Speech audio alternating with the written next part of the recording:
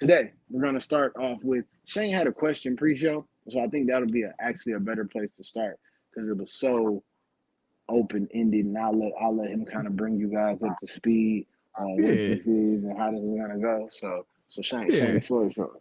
So it's a question, and a response that I saw. But just the question is interesting. It's something that I saw on Twitter. Question is, what hurts more, realizing or finding out? And then the response is realizing by far. Do you know the pain of waking up at night because now the math ain't mathing? So, but the question, what hurts more, realizing or finding out? I mean, I guess that 100% depends on the context of what we're talking about. 1,000%. 1,000% depends on the context of what you're talking about. I mean, Okay. y'all think something different? Um, I think realizing kind of always hurts worse because at that point you've had time is had whatever it is, somebody passes away, your significant other cheats on you, what your best friend told on you, whatever the case is, like when you initially find out, you don't have enough time to process all of the emotions that you're feeling. So you typically lean in one direction really heavily immediately. You're either shocked or you're angry or you're real sad or you're whatever the case is. But when you realize what happened, you've had time to dwell on it. You've had time to sit with it. You've had time to look at it from every angle. And it's like, damn, I can't believe that shit happened. Or maybe you can believe that shit happened and that makes it worse.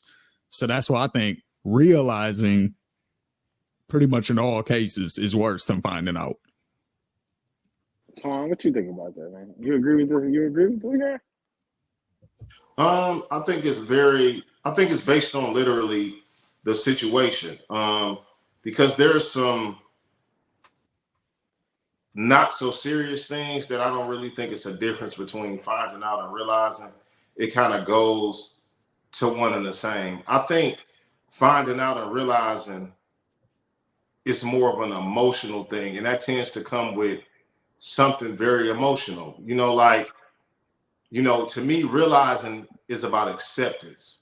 So that's like, you know, when my mother passed, I wasn't in Atlanta. I got a call like, hey, your mother went to the hospital. Then I went to another call like, oh, she didn't make it. So obviously when somebody told me like, oh, your mom didn't make it, I'm like, okay, my mother is dead. But the realization of my mother passing didn't come until later when, I wanted to pick up the phone and call her and I couldn't, or I was wondering how her day was.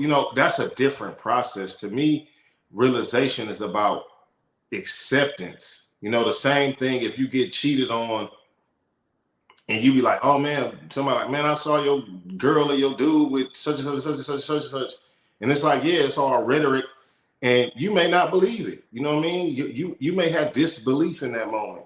But once you go through the process and everything start adding up, and it's like, oh damn, she really was stepping out on me. Then that realization has to happen, because once you realize, once you accept, you have to do something after that. And a lot of people don't want to realize because they don't want to put no action behind whatever the situation is. But Like that's why I think it's harder though, because because you have to act on it now. Now that you have to do something. That's an uncomfortable position, to be forced to do something, versus I can choose to ignore this right now, because you know what I mean. I think we should have just worded it different and say what is harder, not what hurts more, because it both hurt. Like I was hurt as fuck when they told me my mom was dead. It didn't hurt me any worse, but the realization of it made me realize, like, damn, okay, I got to move forward with my life. The hurt was the same, but it was harder once I realized it, because then I had to put action behind that realization. And whether that's death, whether that's getting fired, whether that's getting cheated on, whatever it is, once you realize it and that leads to acceptance, then you gotta do something, whatever that action might be. But when you in that middle part, you kind of could be in a state of shock, a state of bliss, and you can kind of have analysis by paralysis, and you don't really have to move because you like, well, I ain't even thought this through. I ain't even fucking don't even know where to go with this, so I'm not doing nothing.